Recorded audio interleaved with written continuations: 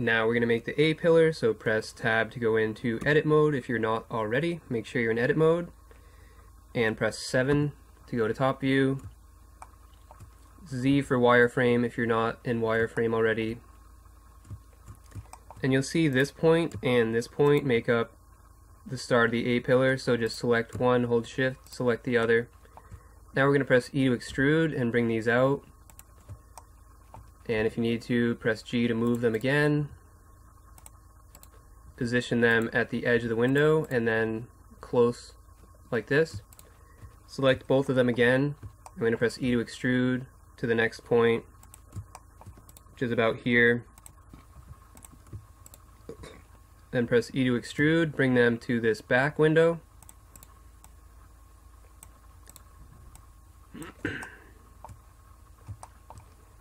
And just continue lining these up. That's what I've been doing with this edge. We're not exactly sure where these go yet, but, well, at least this one probably needs to go out a little. But we're not exactly sure yet, so just position it somewhere. And then select these two, E to extrude, bring them out to about here. Make sure these points continue to follow this line, and these points continue to follow this line. And we'll do it once more. We'll do E to extrude and put this one about here, I guess. Something like that. So in order to connect these and keep quads, what we're going to want is to bring this one over, and we'll have a quad here and then a quad here. So instead of just explaining it, let's just do it. I'll hold shift, and first of all I'm going to get rid of that stupid cursor, but we're going to select these two and then E to extrude, bring these out. I'm going to snap it on the Y axis, so I'm going to grab it on the Y, hold control, snap it to this point, and just bring it out some. So now you can see we can make this quad here. So we're just going to select all four of these, press F to make a face, and there we go. And I'm actually going to bring this out a little more so it's more centered, and snap it. Well, actually we're going to snap all three of these together. There we go. And you continue extruding these two out. Right click to cancel, grab it on the Y, snap it here. E to extrude, right click to cancel, grab it on the Y and snap it to this point. And now we can just line them up.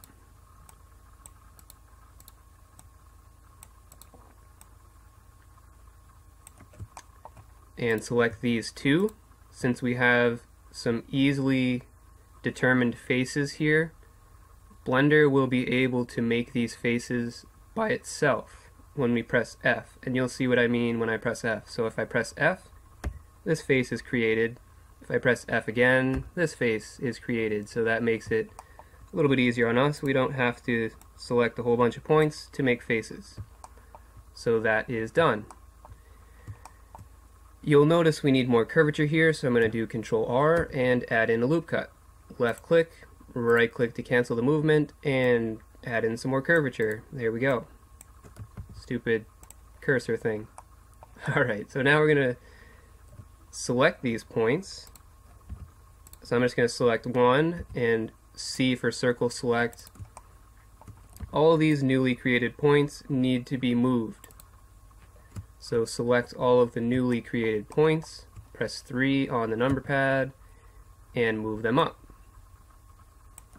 I'm going to go back to top view by pressing 7 and just select these bottom ones. Go back to side view with 3 and bring them down a little. So now we know these are the top ones, these are the bottom ones, and we can position them accordingly. So this top one goes at the edge of the window because that's where we lined it up. This one just needs to go, you can see this needs to be on the outer part, so this very outer part, so not this bottom line, but the top line actually is where this goes, because it needs to be on the outer part. And this one doesn't really have a set point, that's just the one that's in limbo. So just move it roughly to where you think it would be.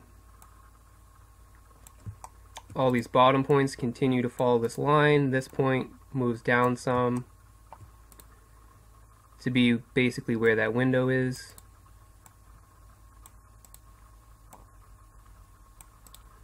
So you see all these bottom points followed along this.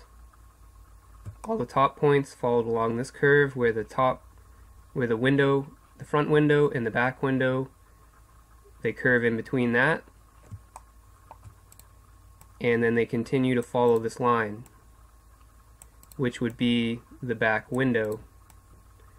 These points that are in the middle, you're just going to put them in the middle because there's no line to follow. Usually a good place to put points when there's no line to follow is in the middle until you determine if they need to be moved somewhere else or not. So if you don't have a line to follow, try to put them in the middle. That's usually a good strategy. So if we take a look at this, actually first, we know we need more curvature here, so I'm going to do Control R and probably add in 2 loop cuts. So you can use your mouse wheel up and down to increase or decrease the amount of loop cuts. So just mouse wheel up until you have 2 purple lines, left click, right click to cancel, and position these along the respective lines, remembering to make sure that this follows the outer line. So this needs to follow the outer line, and we'll need to move them in top view as well, so press 7 and adjust them in top view to make sure that the curvature is remaining correct. So now we can take a look at this by pressing Z and Tab. There we go. Not too shabby, looks nice right here, nice continuous shading right there. Little problem right here, but that's not bad. We'll deal with that later possibly. So 7 for top view, Tab for edit mode. And I did look at this, like this is where the window part starts, or where this gets indented downward. And then there's like this little fin type thing, that's what this line would be. And this would be like the bottom. So we actually want the roof to follow this line. And I guess I can try to show you with the pictures so that you understand. So you can see we have this separation between, like, this would be the fin thing, and then there's this little bit of separation, which is this whiter part, and then you have the roof. So this is that little fin thing, and then this other curve that curves towards the back, or bows outward towards the front, I guess, which is this one that bows outward towards the front, is actually this bottom part, or it's more like this bottom part. So this is where that line would be, and then this is that thing I was talking about, the little fin thing. I don't know what you call it, but you can't really see it as well in this picture, or maybe you can. That's not bad. Yeah, you can see that this part's separate from the rest of the car, sort of, or at least there's a space in between. So that just kind of gives you, and this is that curve like I talked about. So that gives you an idea of how the real world thing translates to this picture. So this is that part of the roof that we want to make. So we're going to select these parts, these vertices that would make up the roof. We're going to press E to extrude, right click to cancel, drag them in, and we're going to want a mirror. So we're going to go over here to this little wrench. If you need to move this thing like this, use middle mouse to move this. Middle mouse click moves this around. So click on this wrench, add modifier, mirror, turn on clipping, turn on this other thing, and now we can drag these together and they will merge in the center, which is what we want in this case. I'm going to press Z again for wireframe so we can more easily move these points around. Since I moved this one forward, I'm going to move this forward a little, again to try to maintain a similar distance between these quads. And now what I like to do is take the front point, the frontmost point, and press 1 to go into front view. But actually first, we're going to grab all of them. So we're going to do C for circle select, grab all of them, move them up, basically where they want to be. 7 again, grab the front one, press 1, and we know this front one, all of the front ones need to follow this line. So we want to make sure that these front ones are on that line. So that's where the front one needs to be. And we'll do the same for the back one by selecting it and then doing Control 1. We know this back one needs to be on this line for the back. So now we have our two front and back points, so everything else needs to be in between that in terms of curvature. So we can press 3 to go into side view, Z for wireframe, and these middle points we can align with this view just like that.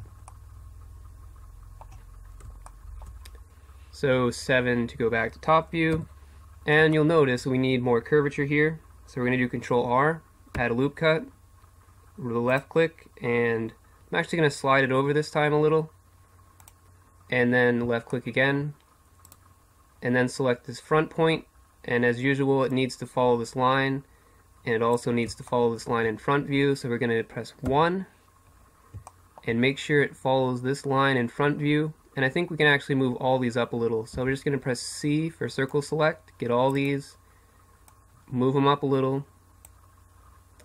and that is pretty decent, I would say. So I'm going to take a quick look at this. This is what we have. Looks pretty nice so far.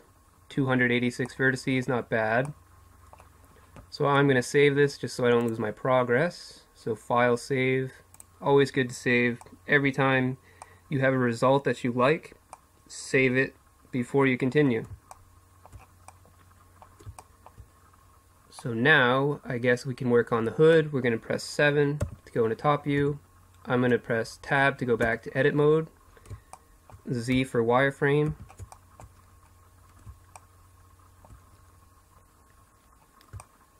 So what we want to do is continue this along this line. And before we make the hood, actually, we want to extend these down so that we have the full hood area, because this would be the hood here. Right at the end of the light would be where the hood ends. So we want to extend this area first. So we're going to select these 3, E to extrude, right click to cancel, drag them down, and we're just going to try to position them one by one to the appropriate position. And this would be on this line right here, because this line would continue like this.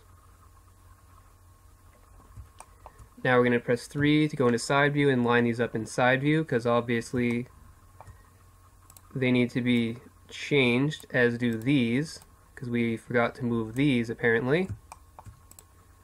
Move all those up a little, maybe this one up a little, and this one up a little, just to add some curve. And this one up a little.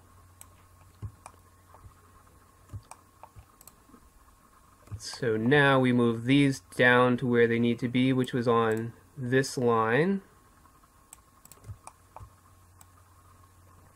Looking good. And this needs to connect here, which we can make a quad here. So select all 4 of these, press F, make a face. I'm going to take a quick look at it.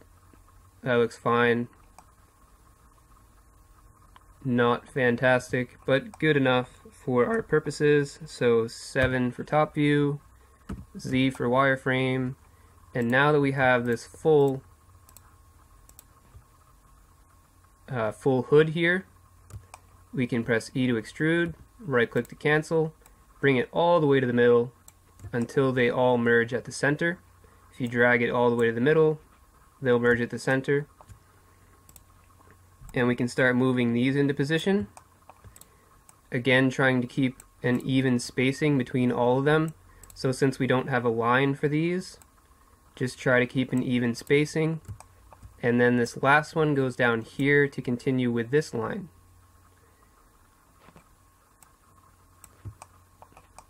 We will need to add more detail to get this curve, but for now we want to get these center points in position, so we're going to select these center points with C for circle select, and 1 for front view, And actually we're just going to move them by themselves. So this one needs to go down a little to follow this hood line.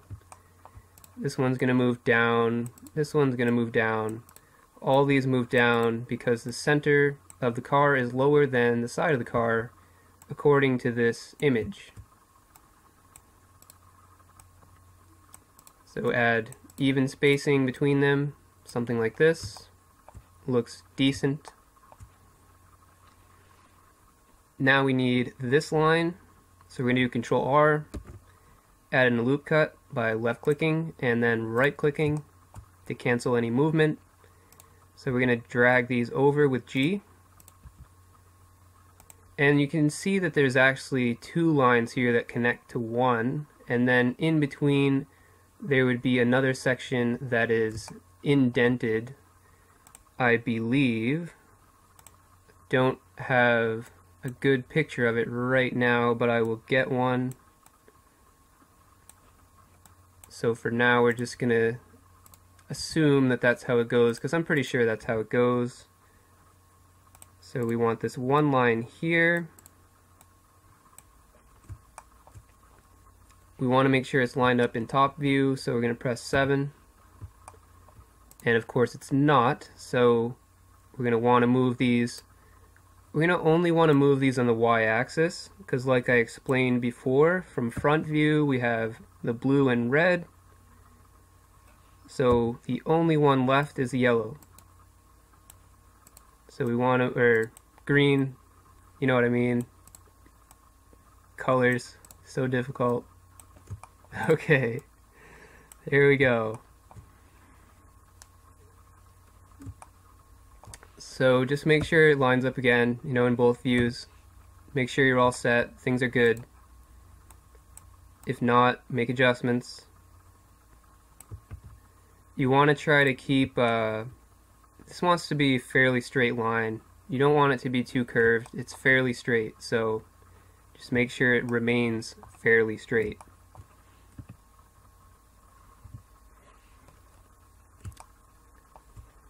Okay, so now we can add in this part, which will also help us curve this part. So if we do Control R and left click and then right click, we now have points to curve this better.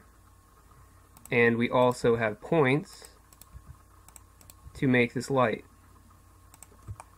So we have two positive things. And one thing we can do, since we know that this is pretty straight, it looks really straight. So to keep this straight, this line straight, before you move this point, just select it, press G twice, and that will enable vertex slide, and we can slide it along these edges here until we get it in the right position, and that will keep this straight, perfectly straight, actually, in this case.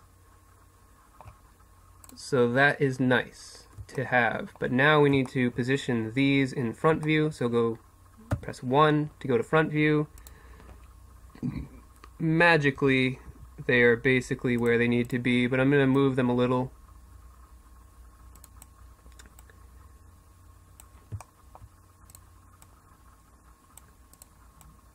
Mostly on the z-axis, because that's the one that we want to move. It's the blue arrow, because we already moved it on the other two, remember? So just double check your views, make sure everything lines up. We could add more curvature to get this more perfect, but it is a low poly model, so probably not in this case. For now I'm going to try to finish this part. So what we want to do is have it start out here. We're going to have a line here and a line here, and they both come and join at this point. So we need to add another line, so Control R, left click and then right click, and this needs to be on this line just like this.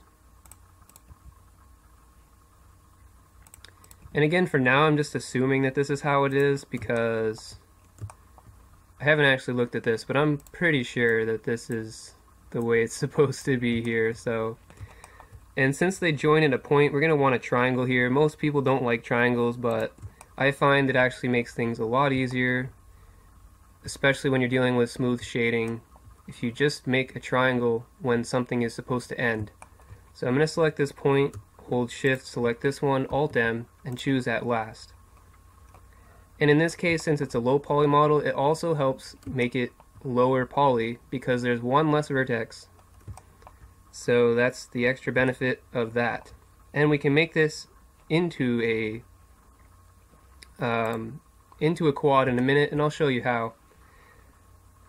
So we're going to press 1 to go to front view, and we need to move these now into position yet again using the blue arrow or the Z-axis. The blue arrow is of course the Z-axis. Anyway, so now we have that, but we want to make this, if we look at it, still flat. I mean, it looks great, except this needs to be indented some, from what I can tell. So we need to go to 7 to top view, tab, Z for wireframe, Control R, and we're going to add in this loop cut. But you'll notice down here it stops.